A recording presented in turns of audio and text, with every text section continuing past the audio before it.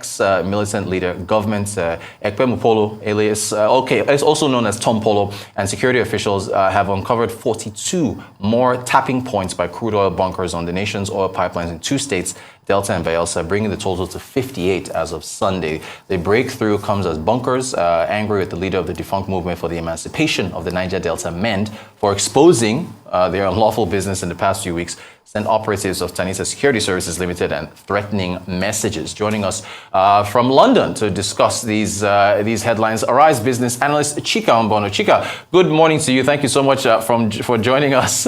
And I want to get your take, Chika, first of all, on the oil theft, this latest number of pipelines, tapping pipelines that have been discovered.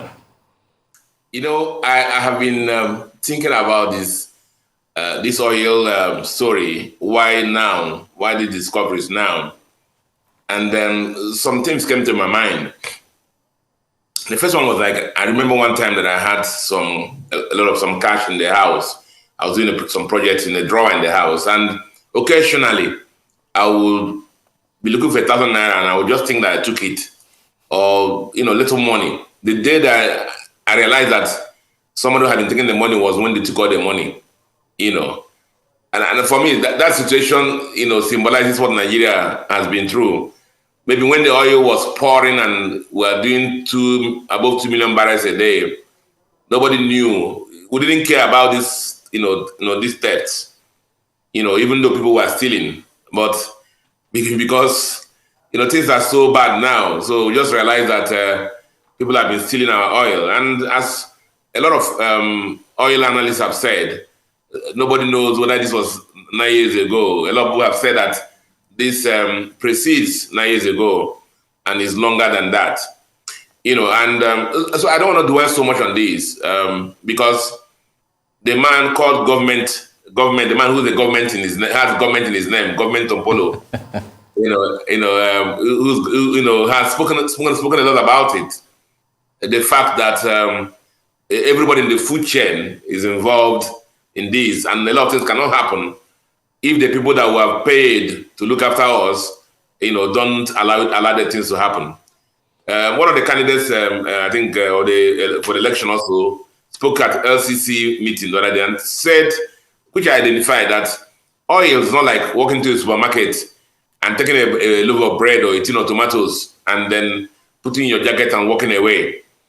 To steal this quantity of oil that I was talking about, vessels have to come into Nigerian waters and they require permission to come in here. And then vessels have to leave Nigerian waters and they require permission to leave also. And so use your tongue and count your teeth and you will know what is happening. I guess we need to hear from the highest level in the country. It's good that the Chief of Defense Staff and the MD of NNPC Limited, everybody is involved in the process now and going around and looking at where the tappings are. And you heard them say that the tappings were so professionally done, very professionally done. It's not just like done by villagers or artisans. Somebody has said also that you cannot do these tappings when there's crude oil flowing through the line. So you need to have advanced information that there's no crude in that line to be able to tap. So it tells you the big picture that everybody in the chain is involved. My normal slang that the money is very sweet, and when the money is very sweet, everybody in the food chain, from the bottom of the pyramid to the highest level, is involved. We have this saying that the IG, the Inspector General of Police, cannot say that he doesn't know what happens at the checkpoints because he was once a DPO.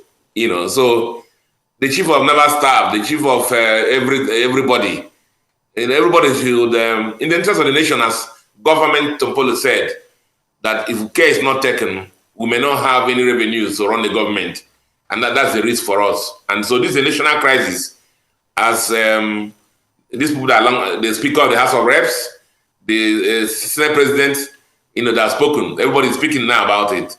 It's a national crisis, and then we should pursue it with that strength and energy and commitment that we have used to chase lesser perceived enemies in the country. Thank you so much, Chika. Well said. Still on oil and gas, fuel subsidies. The senators saying they want to push it to the end of the year, that they don't want Nigerians attacking the new administration. What do you make of that? Well, I mean, the first thing is that there should be a provision in the budget for a subsidy, till the end of 2023. I identify with that. But I also don't identify with the fact that, we've spoken about it in the program. And I said that if I were the guy who will come into May 29th, 2023, one of the first things I'm going to do is to take away the subsidy. I'll speak to the nation, and a lot of issues were already addressed on why this should be done. And the sacrifices that we're going to make from the top by leading by example. And then even President Buhari, who was an arch enemy of this subsidy, has finally come home to the roost and told us that subsidy doesn't profit anybody. Finally, thank God that he's come to that realization subsequently. So we said subsidy does not work for any economy. It doesn't work for us, and we need to remove it. But there must be a system to remove it.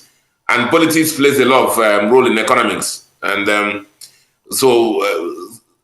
letting the subsidy expire in June 2023, once the new government comes into power, may be difficult to manage, especially as this existing government has not let the grants work for removing the subsidy and the issues that that it might bring on. So there must be a process to removing the subsidy we talked about. But should we remove the subsidy? Yes, everybody agrees on that. But what's the process?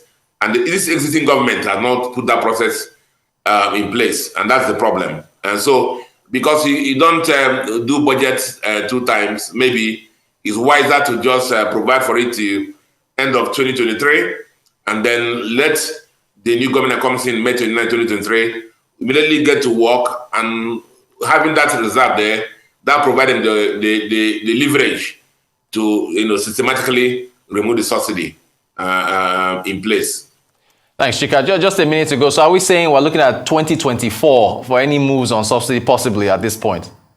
Well, I have not said 2024. I'm saying let there be a provision for it in the budget. So the end of 2023. But if I were coming, if our amount is going to come in May 29th, I would say that even as we're campaigning now, as we're preparing our economic policies, one of the first things we're going to tackle is the removal of subsidy once we come into power. And then we walk through it.